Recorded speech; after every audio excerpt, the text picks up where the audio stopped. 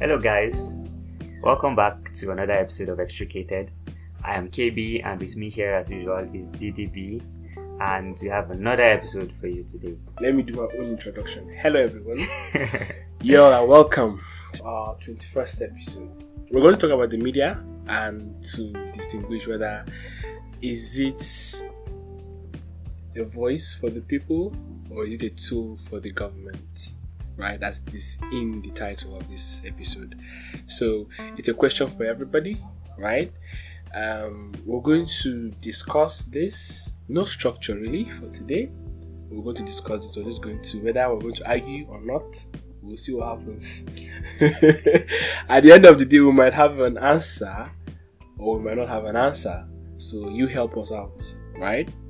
I don't think we're going to come out with an answer. I'm not sure. We're going to come out with possible answers, basically. So yeah, well, There are two possible answers. two possible answers. It can be either one, cannot be both. No, Actually, it can be both. It can be both. The media. Oh, not even both. There's another answer. Really? Yeah, there's another answer. Interesting. Right? Yeah, because the media itself can be for the media. Yes. What's my brain? See, who is now weird for God's sake? Who's now weird? People should come and judge this. Who is now weird? Last week you were telling me that I was weird. You're a weirdo anyway. You two are a weirdo. Let's start, David. Let's start. Uncle Lekawe. Ha. Anyway, we shall continue. So the media. Now we'll continue. Not continue. The media has been heralded as one of the hallmarks of democracy in recent times. Hallmarks. Yeah. You know. Hallmarks. Very funny. And many people believe that, especially depending on where you come from. Many people believe that. Many people will think that's a very big lie. Many people don't even have an opinion on that because they don't even know what to think because it can go either way in their own sense. And some people think that the media is just a tool to be used in general, whether by the government or by the people or by the media itself. So yes, there's that, and we want to go straight to the question: do you think that it's a voice for the people or a tool for the government? So, David, do you want to start us off? I have an answer to that. I feel the answer is the media, right? It's a tool for the media to use however they want, right? They want to control the narrative. However, if it makes us look good, you understand? For example, now let's say X-tricated media, right? If a certain topic or a certain news outlet or a certain information that we want to air is going to help us out, we don't care whether it's the people that want to hear it or it's the government that want us to put it out there. As long as we air it out and we make it look as though we come out on top. You understand? But don't worry. We promise you there's no agenda in X-tricated. At least not yet. Or is there? let me just keep quiet. I would answer that question. Anyway, yeah, continue. Okay, so I've already answered your question. Okay, I've just said the media basically, right? Who's that? And it comes down to the media being used, you understand, by anybody, right? And the media companies that have the media companies that own the media outlets. Yeah, media outlets basically want to control a certain narrative.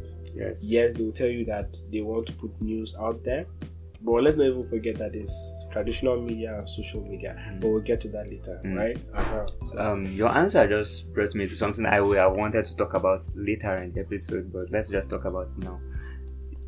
What you said about the media controlling the narrative for themselves is basically bringing up the question of sensationalism in journalism these days.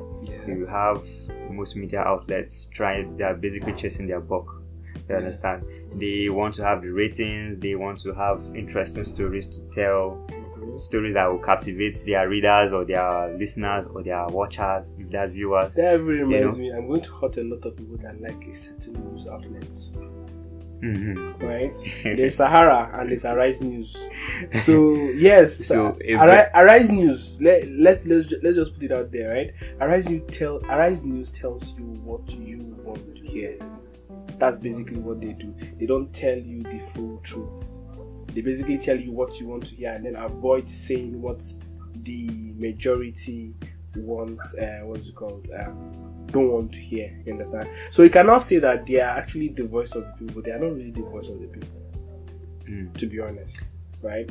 In some way, they are the voice of the people. In a way, it is definitely the voice of the people. But it goes against what the media should be.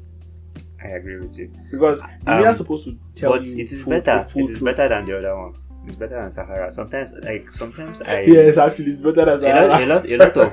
A lot of times, like where I really get my news is from scrolling through Twitter. So most times it's usually through links or to maybe YouTube videos. That especially, let's say maybe channels, for example, either to their website or to their YouTube channel. Yeah. So most other news outlets that are on Twitter, I basically read them like that. But then when I come across Sahara Reporters news, what I just do is hiss. Like this morning I was going through I can't remember what the headline was, but I was like, first of all I was like, and then next I also saw about like I just scrolled away because I realized over time that they are interested in giving news articles, especially because most of what they do is written form. So they are interested in writing articles that basically are, what I call it, catchy. Let me call it that way. Catchy. They bring clickbait. The headlines are clickbait. You understand? They bring in something that you know that this is not going on. But it will interest you. I mean, there was something some months back, when this whole Naira redesign thing was really a thing. We thank God we're out of that nonsense right now. Anyway, there wasn't any news of the CBN governor being arrested by the FCC and whatnot. But guess who carried news about EFCC wanting to arrest the CBN governor? I mean, if they wanted to, they would have arrested that much people. And everybody, even channels news that they try to play the conservative role here and there, they would have carried it to say, CBN governor has been arrested, that kind of thing. But then only Sahara Reporters news was reporting. I was like, okay, this is a very, very interesting. Let me check out who else is reporting this. Literally nobody else was reporting that. So, and we know that news outlets are basically like, most times they just basically copy each other. It's just, the only thing is you just want to be there first. You understand? So we are there first, another person will come and copy you and say, okay, source was so outlet or so person, so reporter, that kind of thing. But only there. So nobody else was even interested in reporting that news because obviously it's just sensationalist. In Nigeria, there are certain places that I look forward to receiving news and I take them serious. One, Punch, which one again? Channels. That's very true. Punch. Where else again? The Tribune, no, not Tribune. What I know is Punch and Channels, right? Yes. Depending on the kind of media that you're looking for. You understand? Now that's basically traditional media. You understand? The rest, I will have to reconfirm. I have to wait for Vanguard. Thank you, is another one. You understand? Vanguard is also another one. So I have to wait first to to see whether the others are going to corroborate the same news. If they don't, there's a problem somewhere. I mean, this is news. There's a problem somewhere. If only one person is reporting it, then there's a problem. It has to be everybody that's put it out there. If it's everybody that puts it out there, that's something good, right? So those guys basically play on the emotions. There's something that I saw. Now this is we're still talking about media, right? But this is going to sports media. So a player from Arsenal transferred to Fulham. In the summer last year, right? In August. So his name is Ben Leno, right? He's a goalkeeper. So a week ago, Goal.com brought out a video of Leno doing box to box, right? A video of having, what's it called? Like they bring him a box of a material for his club and then his former club, right? So when he came to Arsenal, and then they asked him about what is it called? About the All or Nothing documentary that was aired on Amazon Prime. Okay. You understand? Do you know what he said? He said, sometimes it's not the reality and all that. You understand? It's not everything that because definitely there's a thing that make it interesting. They try to make it interesting and all that, right? Guess what the headline was? The picture, thumbnail of that news was fake. Like that was just 30 seconds of a 12-minute video, but they picked out. That's what they picked out from there. Like they put the thumbnail as fake news. Fake. What's it called? Documentary. They put the logo of the Amazon whatever as now All or Nothing, and they put fake something on it. Then their headline was that what's it called? All Arsenal All or Nothing was fake and not what's it called? Not the reality. You understand? So if it was you now as a person, you think as if he badmouthed us now. Yes, without even knowing what is going on, because that and happens a lot. And if you watched it, he was really grateful for how things actually went. For his opportunity at Arsenal, blah blah blah blah, right? And sometimes the media are just we see this happen a lot, especially when it comes to political statements. You can see a person come on, let's say, channels or Arise or whichever station you decide to watch. They can come and say something, and then they can pick like you said, a 30-second clip of what you said, and then go and post.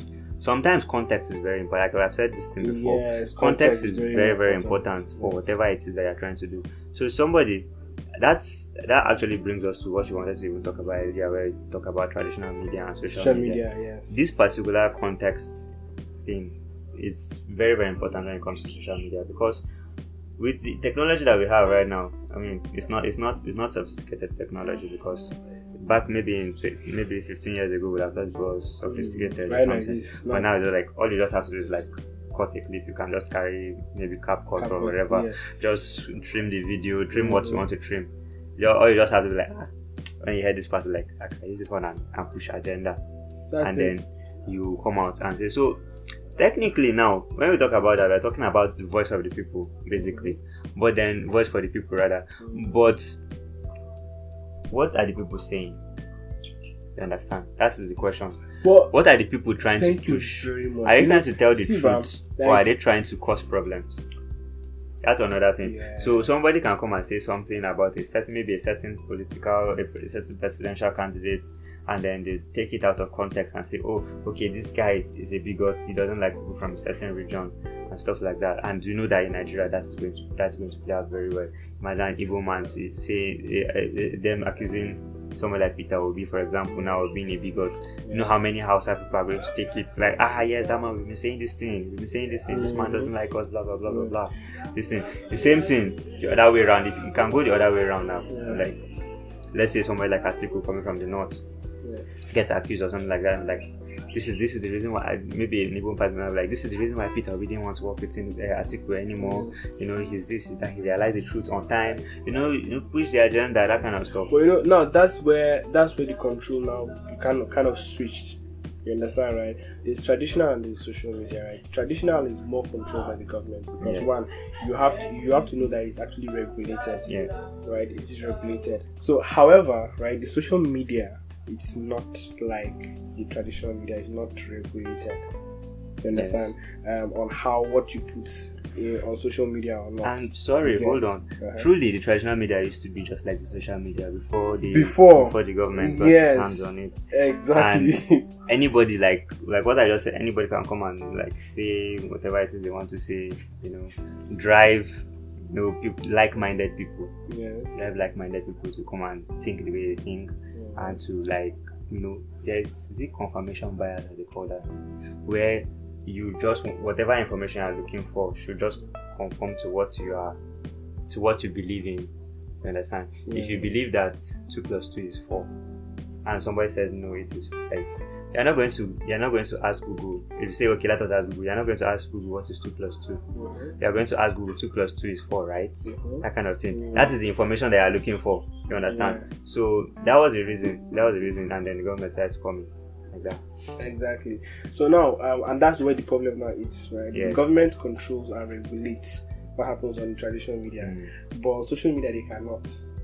So even if they try to lock the people out there from remember a certain ban on a certain blue app and a certain what's it called, quarter of a particular country, understand, population of a particular country, we're now virtually traveling all over the world and using a particular I didn't travel virtually.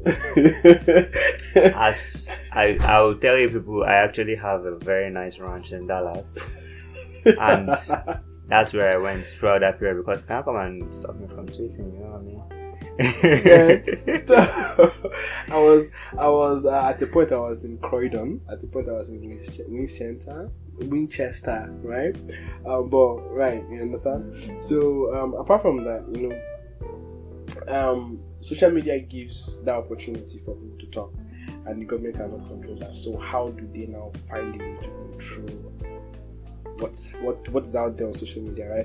Now this is where we have agents, this is where we have propaganda, this is where we have political parties political parties, people that want to just push out an agenda, because that's what marketing is all about anyway. You use social media to actually put out. That's where people like what's his name? Bashir. Right, that's people like Bashir make their money. Like Adamu, Malam Adamu, the man that.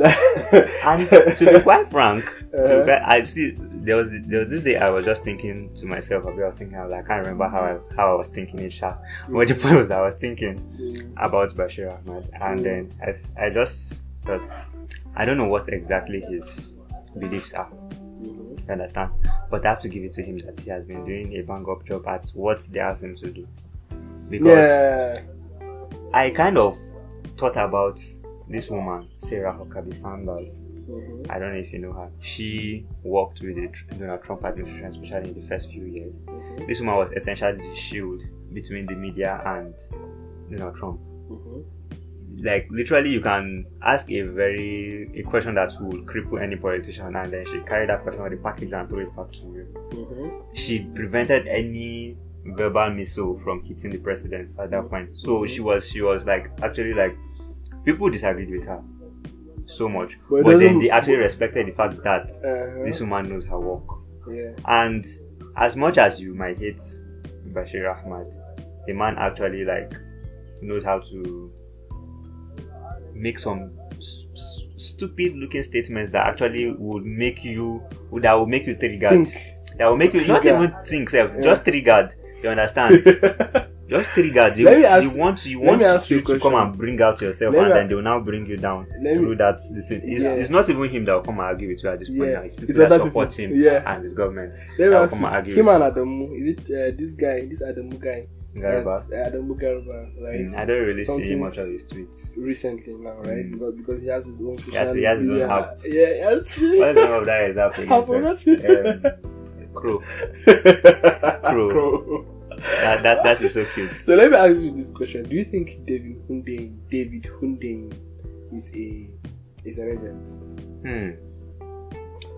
I think he also falls in the first place that we discussed. I don't dispute the fact that he brings out, a lot of facts, because his does. Articles are in depth. They are in depth. They're in depth. Not even the fact is the problem is that the articles are in depth. Yeah. But the thing is that he actually brings in evidence here and there. He supports what he says with evidence. Exactly. But then the problem is what is in between.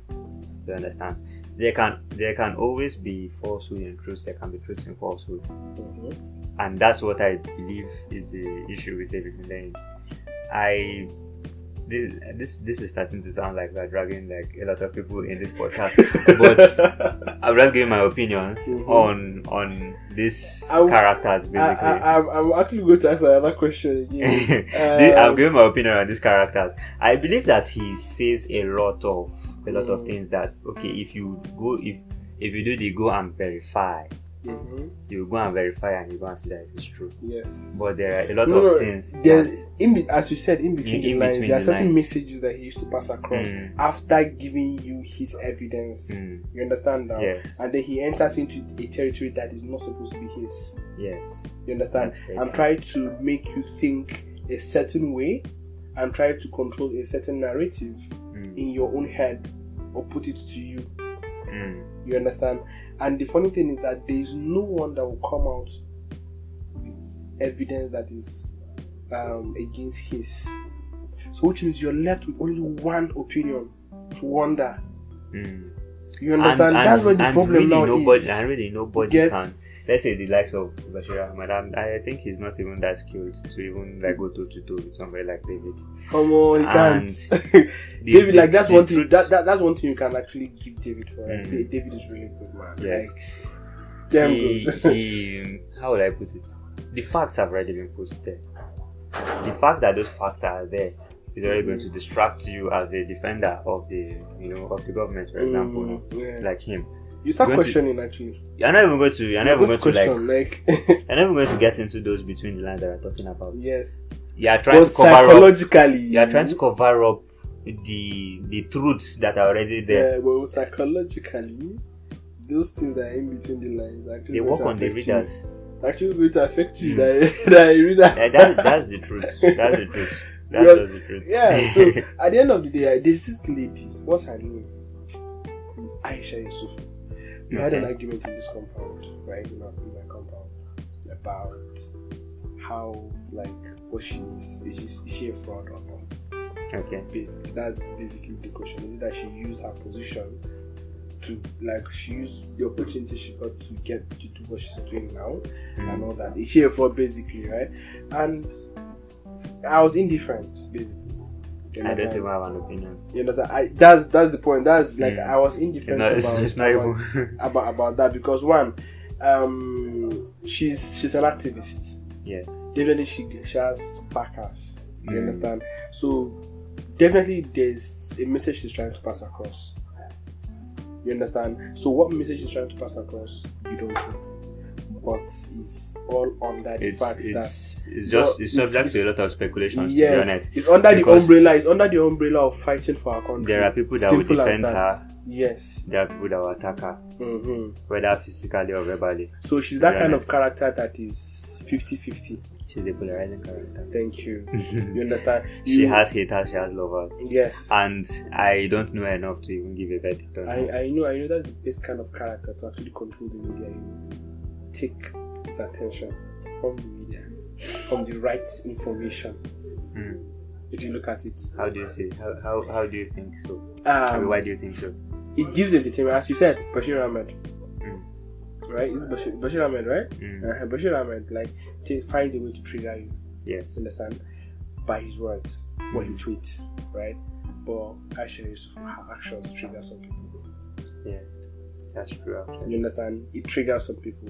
And then, those people that are not triggered by her actions and love her actions now are against those people that are triggered by her actions. You get? And so she has supporters. It's similar to Bashir Ahmed as well. Yes, that's very true. Understand? But in a different way. It's basically actions now. Yes. His words, has actions. So, if you look at it, who is now controlling? That's the question. So that's where we come to that part of now these are our opinions. Let's be clear on this. These are our opinions, right? So these characters, right? So basically, you can say that the government or maybe someone else is indirectly or directly controlling the media, the social media, through certain characters. You understand? But we definitely know that the traditional media is being controlled and regulated by the government. Yes, that's very true. And especially still coming back to the social media thing, we've not even talked about social media influencers. We've not talked about their role when it comes to presidential elections or elections in general, whatever kind of election it is. And basically, you just get subscription. Yes. Let me call it subscription. So you get paid, and then all of a sudden you just see just see a person that normally was just like maybe tweeting about. It's basically marketing. Man. Tweeting about how what example would I give now? tweeting pictures of send pictures of yourself in traditional attire or whatever, that kind of thing. All of a sudden this person becomes I call it an out supporter of a certain candidate, because they know that this person has the following, has the reach. Yes, and maybe anything from, even if it's just like 100,000 followers, they know that your tweets can reach 1 million people plus. Exactly. Understand? So they can come and pay you, and then you start tweeting. And many of these influencers are already like they are vast when it comes to things that can actually sell. Let me call it sell. Yes. And they are good at marketing. Yeah. So they already know how to like market a candidate basically. Some of them are good at writing. Some of them are really, really good at writing, or copywriting specifically. Yes. Some of them are good at doing persuasion. Some are good at telling stories. Oh my god, I saw you get captivated by the story. When you now reach the end, you now realize that this person is a supporter of Peter Obi. He's trying to sell Peter Obi, or you realize this person is trying to sell Tinubu, or someone, that kind of thing. Yeah. So you think that this is just a normal story, and that's how they use for ad campaigns too. When they get the opportunity, you think that you are reading a normal story of something that happened to this guy or this girl, and then you just come and see Biggie Cola. You come and realize that this is not a story about the imam, it's about Biggie Cola. So that kind of thing. But you are already reeled into the story, and then it's part of the things that will even maybe one day, maybe the afternoon is so hot, and very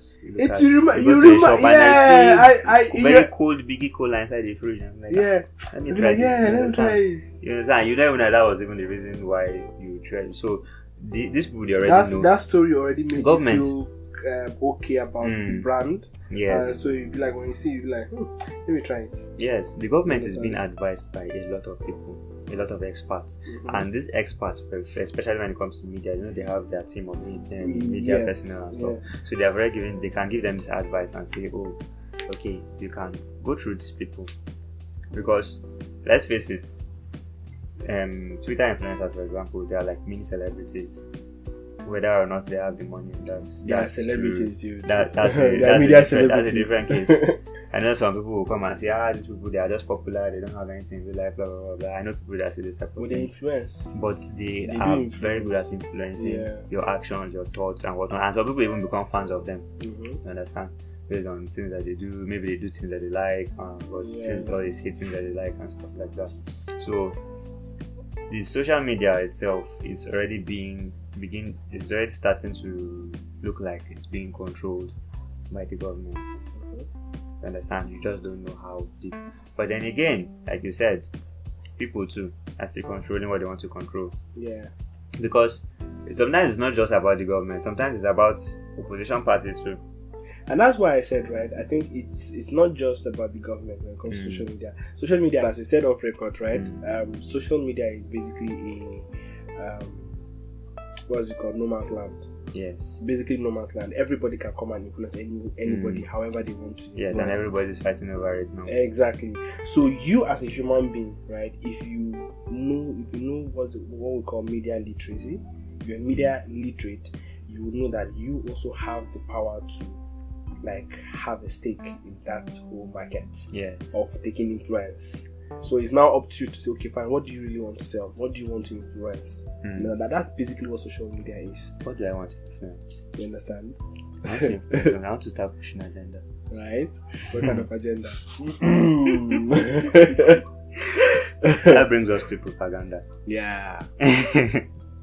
So we know that everywhere, not just social media. This one is even more important when it comes to talking about traditional media, because we go to news channels, especially like if you follow, let's say, American politics, for example. You follow stations like Fox, you follow even CNN, because CNN and Fox, they basically represent like two opposite political views. You understand? One is more leftist, one is rightist. You know that the rights are the the Fox News channel, while CNN is leftist. Yeah. You understand? So they have completely different views, and they are going to push their views to you. Yeah. As they see it.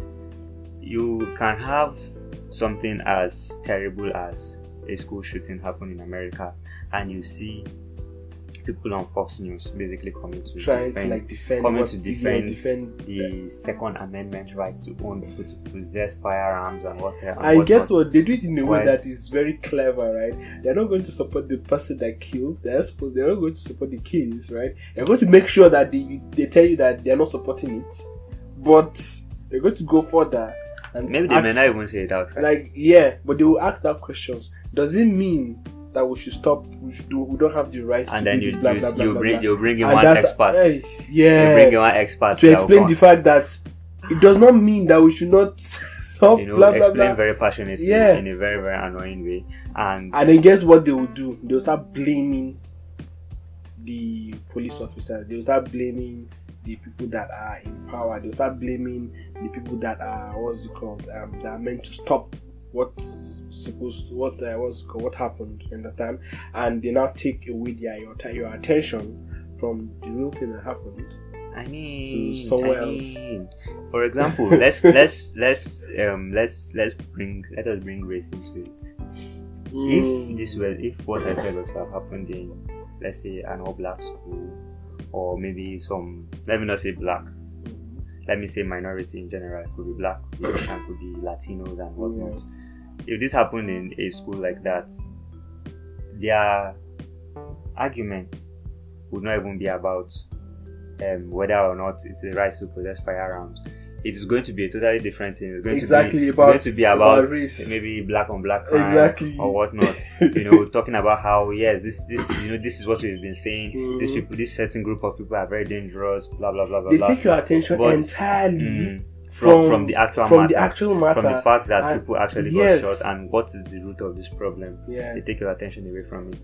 And then if it were to be maybe an all-white school, or maybe a school where you have maybe very, very limited amount of people of color, and let's say the perpetrator was a white kid, they'd probably start talking about things like maybe mental health, and then still bring up things like the whole gun laws and whatnot. Like as you even mentioned this thing, right? When it comes to Nigeria, right, I think I can give the traditional media in Nigeria the benefit of that and say actually they're doing well, pushing propaganda, lack of pushing of propaganda. You understand? I think traditional media, because I think the only station that we can say that probably does that is NTA, because for obvious reasons. Yes. Because you have a state-owned media outlet, you don't expect them to be against the government. Yes, exactly. You understand? You expect them to say, okay, what is your take, government? What's your take on this matter? We have a take. Talk. We'll go and tell the people that. What is your take? We don't have take. Okay, fine. We'll give you documentary about pounded yam. Yes, exactly. Kind of There's no need to talk about it. The country can literally be on fire, and then the government don't want to talk about it. That is what they'll be showing. Yeah, exactly. And those things actually happen. Yeah, it happens in a place like China. Yes. It happens in a place but you see Nigeria, right? Other outlets. That's one thing I actually like about news outlets. They stay away from propaganda, right? For example, we talk about ethnic groups, right? You only hear about ethnic groups on social media. Yes. You hardly because everybody just coming to just say that thing. You don't see a hint of ethnic group discussions when it comes to what's it called? To traditional media. It's very rare. Right, it's very rare. It can happen, very but rare. Very rare. Because some crazy person can just drink fearless and come to channels and come and exactly, and just say nonsense. You understand, right? But they try. I think they censor that very, very well. Right? Because that's not what, it's being regulated by the government, as we said, right? And that's something that is really good. Actually, that's a positive. To be honest, you understand. Yes, so that's very true. So when let's look at this, right? The question again: media. Is it the voice for the people, or is it the tool for the government? It's both. Hmm? It's both. And when we even say voice for the people, all possible answers. Yes. All possible answers. When we even say voice for the people, I don't think it's a good thing completely. When you say voice for the people, you assume that okay, yes, especially thinking in the context of democracy, yes, it's a very good thing, freedom of speech, whatnot. But let's even look at it. The traditional media, do they actually voice out what people actually say? Yes, they do. Do they really do that? They do. I mean, there are segments where they even go out on the streets and like, okay, let us hear your opinion on what. So which means they actually do that. Like some people do the whole, especially a very very hot place to go to get just this newspaper stand. Yeah. So some stations actually, like I think TVC does that, even though we know that. Of course. TVC, of course. Okay. But they do that sometimes. They go to the newspaper stands and they ask questions. Right at the heat of the moment when people are getting certain news. And you always have that very well spoken man he'll come and break down the entire politics of Nigeria for you and stuff like that. So yeah, I think to an extent, yes, it's the voice of the people. In fact, to a very large extent, it's the voice of the people. It might be good or it might be bad. But it's censored. But it is censored. Oh, and I'm talking about media in general, not even just the traditional media. Yeah, traditional media. Traditional media is censored, but oh my god, social media. Yeah. So that's basically that. I agree with what KB said, but then the answer to this whole question that we asked from the beginning is it's all possible answers. It's possible. Anything is possible. One thing we even failed to factor in until we even started discussing here was that the media itself can be, Yeah, exactly. It can be the one controlling the media itself. Pushing its own narrative. Yeah, pushing its own narrative. Yeah. So yeah. So it's up to you now. What do you think, right? Do you think it's the media? Do you think it's the voice of the people for the people? Or do you think it's the government that is really totally controlling it? And don't forget to factor into the fact that there is traditional media and there's social media as well, right? So yeah, we look forward to hearing your opinions, and that's a wrap. Bye bye.